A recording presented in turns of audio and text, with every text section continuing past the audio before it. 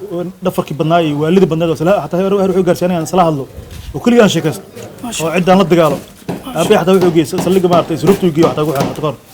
cidaan la dagaal gabdhiyan la dagaal wixii lacag daar ku qaada dad baa dhibaatooyin fara badan ku qabay cunista qaadka kuba kala faa'iido ayay u arkayeen sida dhaqaatiirtu ay sheegaan dib mooye dheef lagama dhaxlo sida uu sharaxay laba mid ay noqonay fight inuu kaco or fight inuu dagaalamo or fly inuu buubo waxaa keenaya withdrawal symptomskii sababtoo ah joojintii qaadka halka dadka ka ganacsadana qaadku ay yihiin kuwa ka soo saarta nolol maalmeedkooda si nolosha qoyskooda ay ugu dabaraan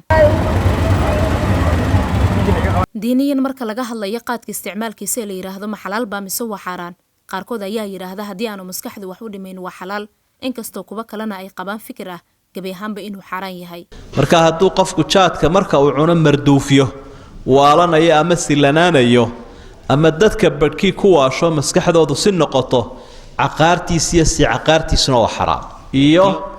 dadka qaarkood unbuu waaliyaa qaar maba waaliyo hadduu dadka qaar waaliyo waa xaraam haddii intiisa badani wax waalisana waa xaraam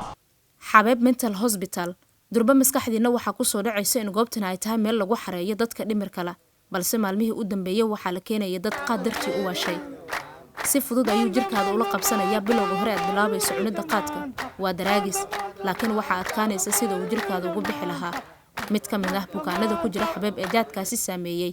haddase muuqaal ahaan markaad fiiriso u muuqda mid ka soo qabtay ayaan weydiinay jirkiisa markii uu daraagiska kasii baxayay dhibaatooyinka uu maray xanuun badan baan dareemay xanuun dhowr bilood baa ogaal daraa ilaa 4 bilood xanuun dareemay oo daawada la siinayo oo daawada xanuunka iga jibinaysa waa uu ka shalaayay muddadii uu jaadka cunayay hase yeeshee waxa uu yiri waxa la yiri weesha qal dibiga ku hoos qaatay waxaan ku hoos qaato waa soo arkay mar dambe inaan jaad ku laabtane lagama yaabo ummadda cuntana oo Soomaaliyeedna Ilaahay subxaanahu wa ta'ala ha ka soo hanuuniyo ayaan leeyahay meelo badan ayaa laga keenaa Soomaaliya hadda in muddaha qaadka lama keenin sababtuna waxa ay tahay cudurka safmarka COVID-19 ayaa loo joojiyay ka ganacsiga qaadka walow hareeraha laamiyada magaalada Muqdisho markaad marayso aad ku arkayso in si dhuumashaalaha qaadka loogu iibinayo si qarsoodi ayaa mararka qaar magaalada lagu soo geliyaa jaadka isla markaana dawladda ayaa gacanta ku dhigta iyadoo meel fagaaraha lagu gubo waxay dawladdu ku micnaysay taa in bulshadu wax u dhimayo Dr. Xabeeb kuna takhasusay daaweynta cudurrada ku dhaca maskaxda ayaa ugu baaqay dadka qaadka ka ganacsada maadaama dhibaatooyin badan uu leeyahay inay iska joojiyaan dawladdana ka codsaday si sharci ah inay ku hakiso qaadka la keeno Soomaaliya way ka saaqidayaan ma shaqaysanayaan